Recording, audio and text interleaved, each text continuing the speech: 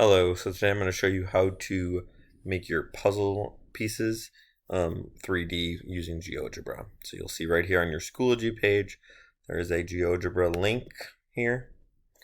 And we got a couple steps once GeoGebra loads. So first we're going to click on the Start Graphing. Okay, once that loads, we're going to go up to these three buttons over here.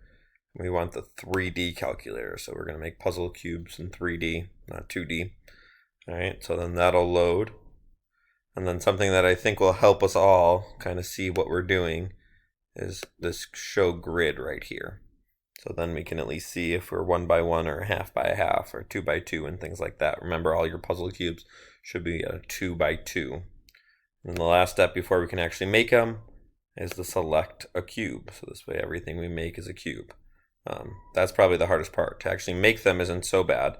So we're pretty much just going to click on 2 points.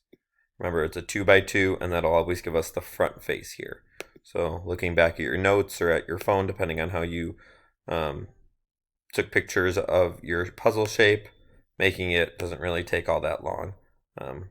So just even if you had a simple shape like this, it's not going to take you very long to make. So you make a shape, great, you're done.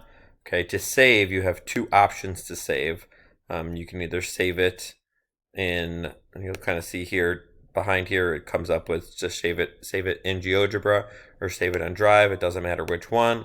I'm going to save this one just in GeoGebra, and I'll just call it, let's say this is my 6th shape, so I'm going to call it shape 6.